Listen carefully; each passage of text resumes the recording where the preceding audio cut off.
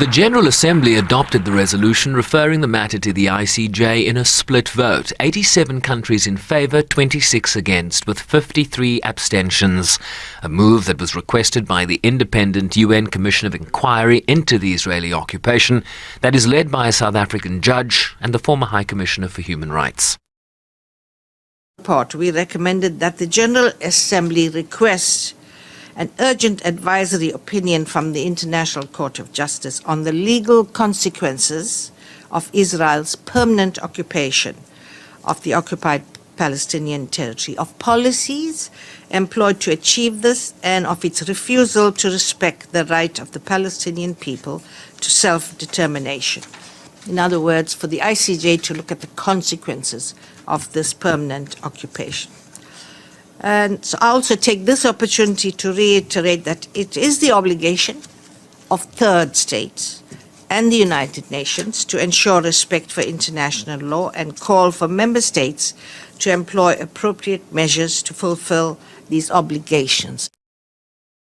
The Commission's first report, issued in September 2022, found reasonable grounds to conclude that Israel's occupation of Palestinian territory was unlawful under international law due to its permanence and the Israeli government's de facto annexation policies. We recall that any attempt at unilateral annexation of a state's territory by another state is a violation of international law and is null and void. And this principle is laid out in the UN Charter, has been declared here by numerous member states, and also expressed throughout a resolution the week before last relating to Ukraine. And so therefore we ask the question, why would this not apply to Palestine? The 2022 GA resolution requested the ICJ to render an advisory opinion on what the legal consequences are arising from the ongoing violation by Israel of the right of the Palestinian people to self-determination, from its prolonged occupation, settlement and annexation of Palestinian territory occupied since 1967, and from Israel's adoption of related discriminatory legislation and measures.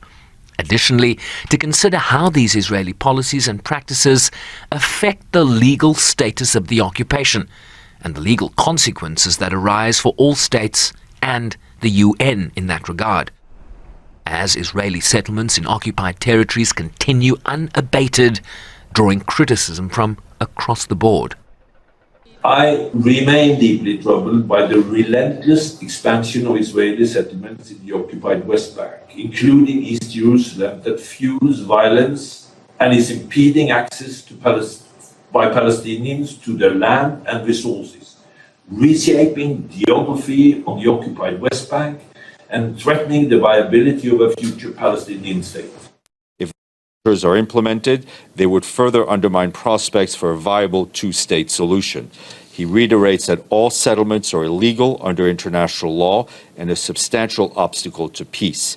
He calls for unilateral actions that erode the prospects for a political solution on the basis of United Nations resolutions, international law, and bilateral agreements to stop. While senior Israeli officials have remained defiant. The land of Israel belongs to the people of Israel. This is the property of our ancestors. I say to the Americans and Europeans, stop worrying. This is our mission. This is our doctrine. 9 settlements are nice, but it's still not enough. We want much more. Israel's Prime Minister Benjamin Netanyahu at the time called the GA resolution despicable. Rejected the notion that Israel's population were occupiers, stating that they would not be bound by the GA resolution. But the ICJ proceedings are already garnering global interest, with 52 states, including South Africa, and 3 international organizations having already expressed their intention to participate in the oral proceedings before the court. Those proceedings are expected to last at least 1 week. Sherwin Bryceby's SABC News, New York.